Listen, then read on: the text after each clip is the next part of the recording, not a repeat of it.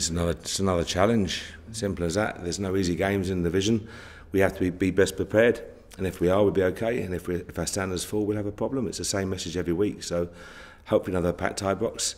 The responsibility the players have and the staff have to deliver a performance, and that's going to be our aim. Do you think that you've now made Ibrox a place where visiting teams come and are worried? I hope as a team we're showing what we can do home and away. Queen of South last week was a tough place to go. Allo was a tough place to go, Airdrie, etc. So we've gone to some tough venues, different surfaces, and delivered good performances. So our aim has to be to maintain that level of consistency whether we play home or away. I suppose there'll be a fear factor at Ibrox, and that's been gone in recent years. Do you think? I'm not sure about fear factor. I think there can be opposition can go there with little expectation and go and enjoy themselves. You can look at it two ways. If we were going there in our position last year as a smaller team in the English Championship, we would always use that. Go there, you're not expected to win. Just play fearless football. Enjoy yourself, 100%, see where it leaves you. So it can work both ways. You can go to Ibrox and be inspired as a team, look at the surroundings, look at the quality of the pitch and a 50,000 sellout and say, well, what's not to enjoy about this? So we have to make sure that we do our job and try and dominate the football, dominate possession, create chances and score goals. That's as basic as it may sound, that's our job. Has the team reached a higher level of performance quicker than you anticipated? Certainly quicker.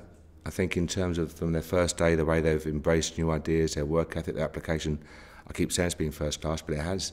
You know, every single training session, maybe two tiny spells we've dipped in standard, and we knew straight away, the players knew straight away, and corrected it there and then during the session. So we've set the standard, we're working hard every day, but certainly they're ahead of the curve. The way they've taken on board new ideas has been first class. Is that why you put such an onus on the personality and attitude of the players that you signed? Because you wanted them to fit into that framework and work that way? Very much so. If you think back to the early press conferences, we spoke about adding character, adding value on and off the pitch. So players that would work hard in the dressing room in terms of unity and harmony and welcoming new players as well as on the training pitch. So really happy with what we've done, the busy in terms of securing players, permanents and loans. The unity is good and the squad's in good shape right now. I know you were happy with the squad in terms of the transfer deadline. Was there anything close to the deadline that you tried to get in and couldn't quite get on? Not at all. You know, the worst thing you can do, I think, is take numbers for numbers' sake and add bodies just for the sake of it. And I hear people say just in case. That's an awful scenario for me, to have 4, 5, 6 players watching a coach just to be down a drive on a Friday afternoon and not be involved with the first team. All that creates is disappointment, upset, resentment, etc. So for us, we've got a tight, lean squad. Yes, we're vulnerable to maybe if we have a bad spate of injuries, but we work hard in terms of what we do, the medical team, etc. So we're in a good shape, and it's a lean squad. And if we have a problem, dip in the academy.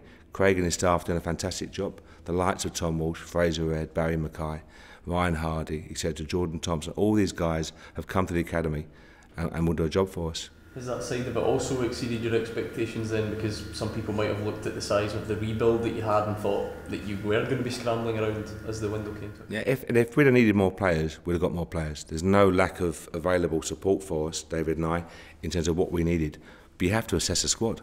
I think the worst thing you can do in any job, any business, is to go in there and immediately make changes for change's sake. There's some really good people here, playing wise and staff wise. So our job was to assess it.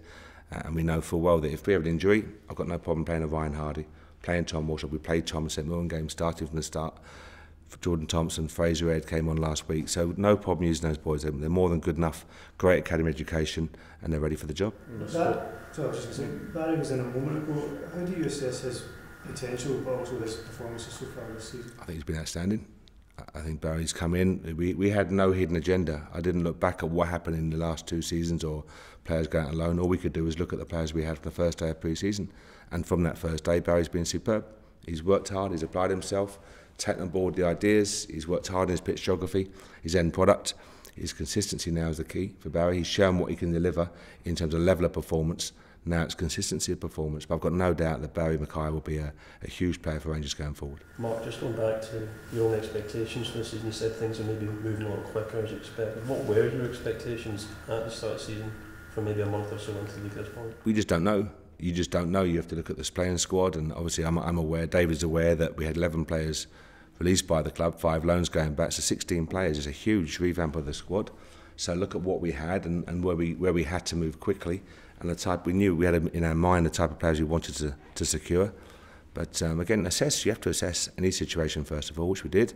And then, as I say, got the support, the right backing from the owner and the board, which we were pleased about. And I think we've done some good business in the summer months. So was it no case of looking at the first 5 or 6 fixtures and thinking we could take X amount of points from that, we'll be doing well? No, not at all. I think at this range of football, it changes. I mentioned last year, and we were the underdog in many games. Now we're expected to win. That's the expectation the players and staff have to deal with. So our job is to prepare and enjoy that responsibility. If we go into a game trying to get a point, that's not right for Rangers Football Club. You talk about setting the bar and setting the standard when you're scoring so freely at these perceived difficult venues, and you then come back to Ibrox. Can you sense the expectation that the fans are perhaps expecting 5 goals, 6 goals, whatever? Yeah, but I think the fans have been fantastic. We've created those chances and we've maintained that level of intensity because of the support has been outstanding. The supporters are there making the noise in the 8th minute, in the 88th minute. So we have to maintain our drive and our focus and keep on pushing. That's the whole point. We've scored a lot of late goals. We're in good shape physically, but the fans have given us some fantastic backing. So we have to respond to that and hopefully send them home happy, to use that phrase. In terms of the goal scoring, multiple players in the squad who are quite happy to find the net right now. Is that something that you worked on, or is it just a happy coincidence at this point? No, we had that same last year. We didn't have an out-and-out proven goal scorer. We had goals come from various parts of the field, and you have to have that. So delighted that we got full-back, centre-halves, Andy Halliday as a number 4, chipping in with goals, important goals, and all over the park. So if we can maintain that, we'll be in good shape.